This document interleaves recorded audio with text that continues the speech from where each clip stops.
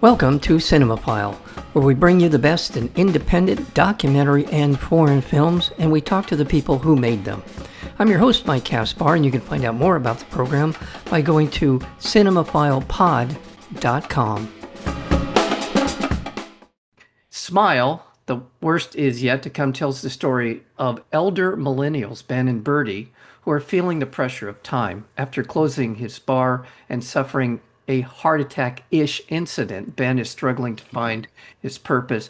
Birdie put her photography ambitions on hold to be the financially stable one as a nurse, and much, much more than that. The film unfolds in a wonderful way, very well told story, very good cast of performers. We're joined today by the director, co-writer, producer, and many other hats, Chloe Lenihan, as well as the co-writer, co-producer, and also lead actor, Joseph Mancuso. To both of you, welcome to Cinemophile. Thank you so much for having us. Yeah, thanks for having us. Yeah, thank you so much. Yeah, terrific, intimate story about a couple, as I described, kind of going through a lot of things, millennials. What struck me by the performances and the take on it is the interaction with the Gen Zers, kind of feeling like a fish out of water in some ways, but in other ways, just a lot of the existential kind of questions that pop up. The longer you're around, the more they become important and relevant to your life. What am I doing? Why am I doing it? So in terms of where this story came from, Joseph, I'll start with you. Where did this story come from? I always try to spend a little bit of time writing every day, and I got to this point where I was doing some writing exercises, and this one sort of exercise that I did was me writing a letter to myself from my older self. Mm. And this thing came about because I had all these questions in my life, and ultimately all of my writing stems from a question that I'm exploring. And this sort of came about and became the last monologue in the film that Big Ben says. And I just wrote that to myself from my older self. And that kind of like stuck with me. And then I sat on it for a little bit, and I wanted to just explore it a little bit further. And around that time, it was during COVID, and a lot of us actors were searching for ways to just work and be creative. So we were doing Zoom readings of plays and stuff. And I had always wanted to work on Who's Afraid of Virginia Woolf. And so I started reading that and starting trying to cast it. And I realized at that point that I was probably more of a George, the older character, than Nick, who I always assumed that I would play. And I was like, oh man, okay. So I started thinking about that. And then at that same time, I was also watching season 1 of White Lotus. And I had this moment while watching the show where I just like paused it and I had the chills and I was like, oh my God. And my wife turned to me and she's like, what? And I was like, I just realized I'm no longer Jake Lacey, the sexy, young, strapping young man. I'm Steve Zahn. I'm the old married guy who has all these problems.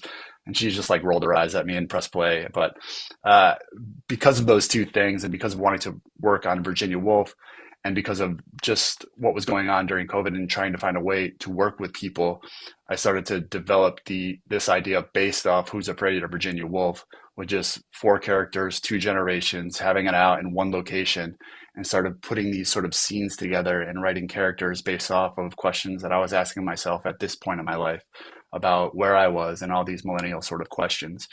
And then from there, sort of developed it and tried to do this really lo-fi that I knew that I could bring to my friends and just shoot on iPhones or a DSLR or something in one location. And when finally I brought it to Chloe and she read it and connected with it, she's like, I think we can maybe do something with this. Let's workshop this. Let's try to like hone in on these scenes and like figure something out. And then it just kind of grew from there and became what it is. Very good. Well, Chloe, when Joseph approached you, what was your initial take in terms of how you saw the film playing out? When Joe first approached me with the script, what immediately jumped out was the characters and the dialogue, because Joe has a really great ear for how different characters talk and just really funny bits of dialogue that are still grounded in truth and reality. And I certainly connected with the elder millennial characters in the script, and I just love the dynamics between the two generations. It felt fun and real, and I knew that audiences would be able to recognize themselves in these characters as well. So, and plus working with Joe, I was just excited for any opportunity to work with Joe. We had worked previously in the past, and it was such a great experience, and I was happy to get on board with that again. And it was just really a lot of fun, like mining these characters and kind of pushing them as far as we could, and just finding really great gems along the way. And I want to compliment the entire cast. I mean, the four characters that we spend most of the time with, and the actors. In that, something I say a lot, but I think it's applicable to your references to Who's Afraid of Virginia Woolf, because that started out as a play. I didn't feel like any of the characters in the film were playing to the back row. I felt like they were all pretty grounded. They were pretty centered on each other and the circumstances that brought them together. So, and I always appreciate that in a film, because there's a lot of films that are trying to make big statements in terms of generational stories and or where they are in their lives, and often end up feeling forced. And this one doesn't. I want to just, as a compliment to the cast and as well as to the direction. That's one of the impressions that really sticks with me in terms of Smile, the Worst Is Yet to Come. Is that hopefully that's a fair assessment of what you're trying to do? Yeah, thanks, Mike. We'll take that. Yeah, for It's sure. very conscious too, that decision to keep it intimate so that it does, and always just sort of focus on the connection between the characters, keeping in mind how the audience is going to relate and respond to the character's journey as well. That was like I was very mindful of that in the blocking and staging and shot progression. I'll just say, well, the cast and the way we went about finding our cast was really organic, and we really found the people that we thought embodied these characters.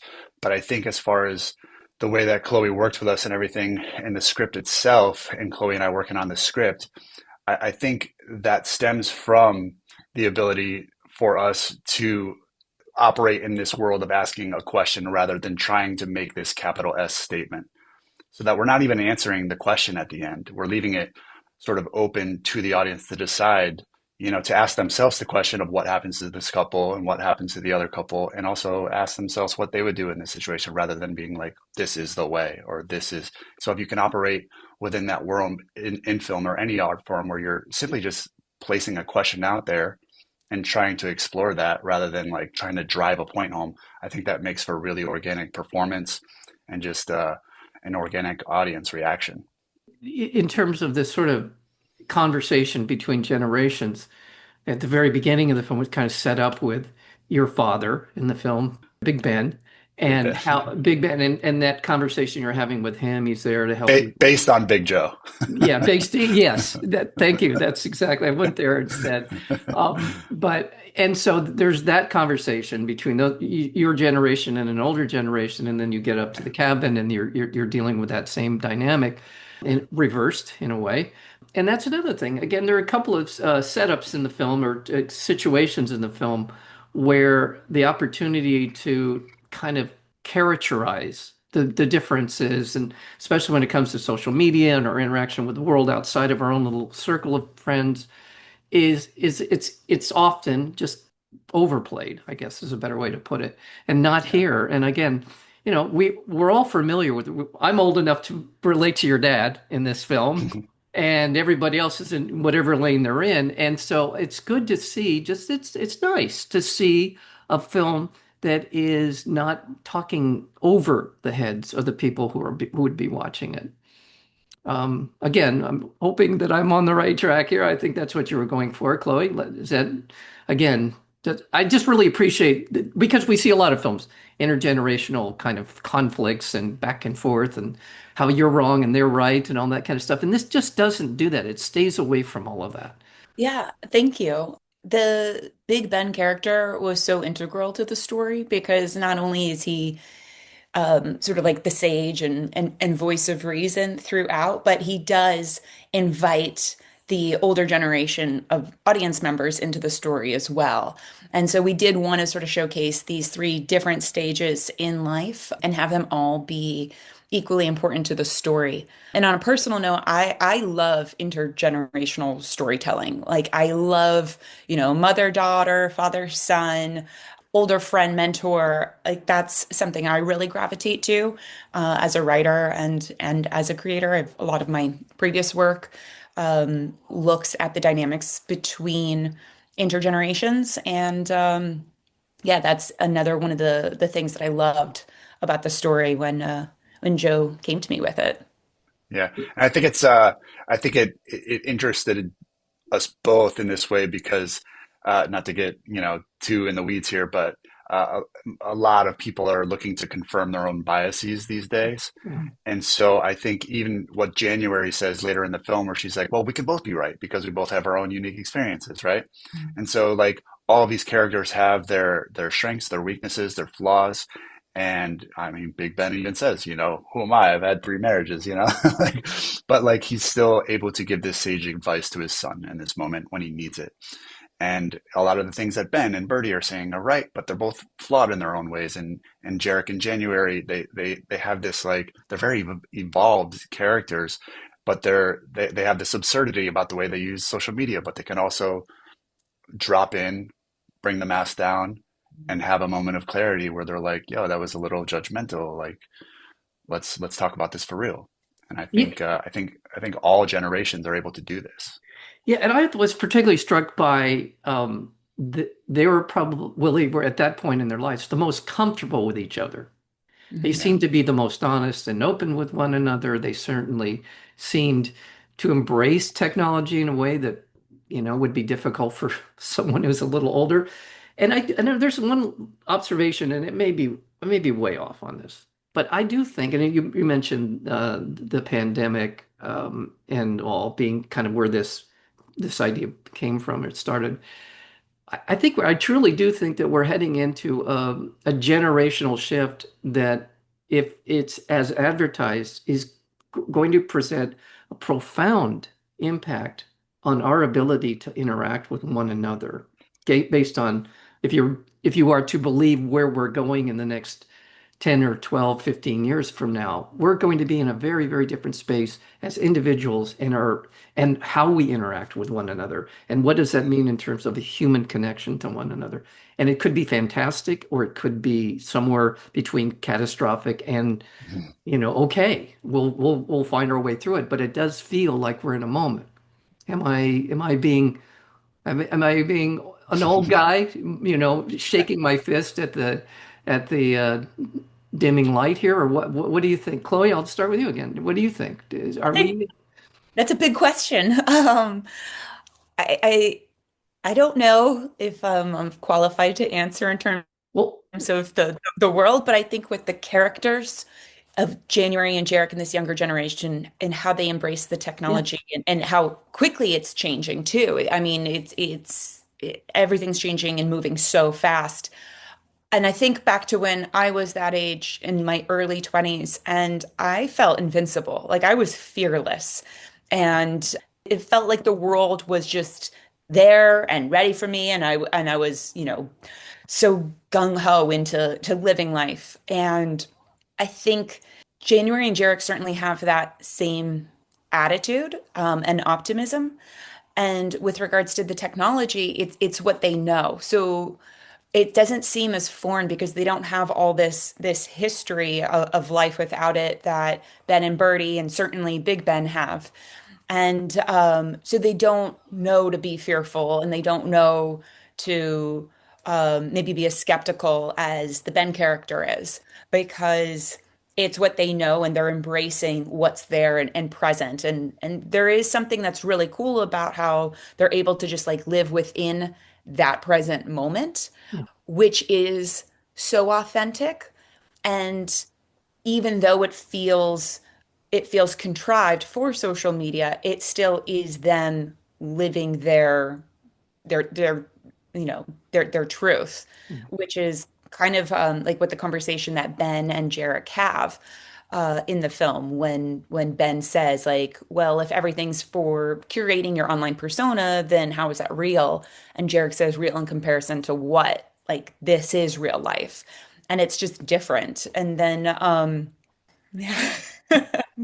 Joseph, well, I just want to hear from you because you're connected in a way to this story that I'm asking. I Yeah. understand I'm asking a huge question in a manner of Yeah. speaking, but at the same time, it is about human connection. That's what this film feels like it's about. Yeah. Yeah.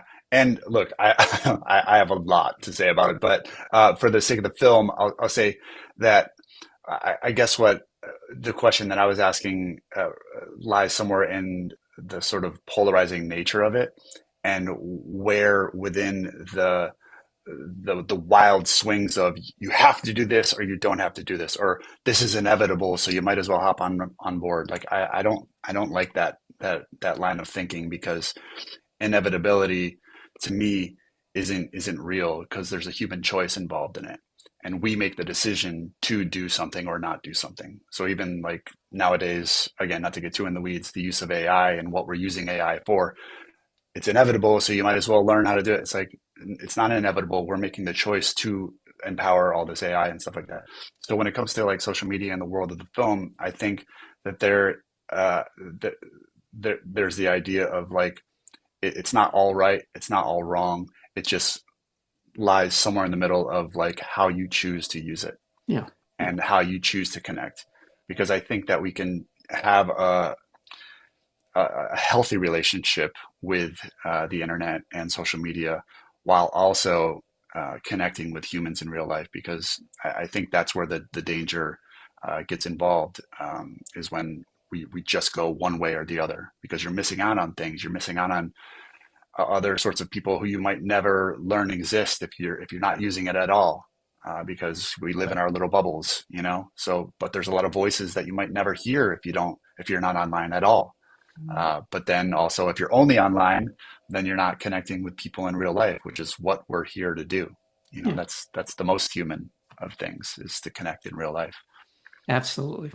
And yeah, and going just to finish that point from my perspective, we have been told going back as far as you want to go that every technology that comes along that revolutionizes the way we live, the way we interact with the world we've been promised the sky and it hasn't delivered that, but it's also hasn't brought upon us the end times either. So we Right. we we do as humans do figure things out and make the best of them, hopefully. So Yeah. just to put a bow on that. But I want to let people know, Smile, the worst is yet to come is coming out, and I've lost my place as to when and how people can see this.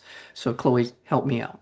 We're starting our festival circuit right now. Okay. So just depending on what city you live in and what festival we're going to be screening at, you can definitely follow us on Instagram at Smile. The worst is yet to come for all those details. And then hopefully streaming somewhere soon, but stay tuned for that information. Definitely give us a follow and we'll be letting everybody know all that information as it comes. Very good. Fantastic. Well, congratulations on assembling a very good cast of people from top to bottom and for telling a story about people who are dealing with real life in their ways. It's funny, it's poignant. There are some serious issues addressed as well as some silly ones in terms of just how we get through life in terms of the playground that can be life, and we see a lot of that in the film as well. Well, my congratulations to both of you for your work here. I want to remind our listeners that Smile, the Worst Is Yet to Come is beginning its festival run, so you'll want to be looking for it. As well as I want to congratulate the cast. In addition to Joseph Mancuso, there's Elizabeth Masucci, who is also one of the executive producers. She plays Birdie, as well as the other two wonderful actors near Ethan Jones Romero, who plays JEREK, and then we also have Christina Alabato. So be looking for Smile. The Worst Is Yet to Come.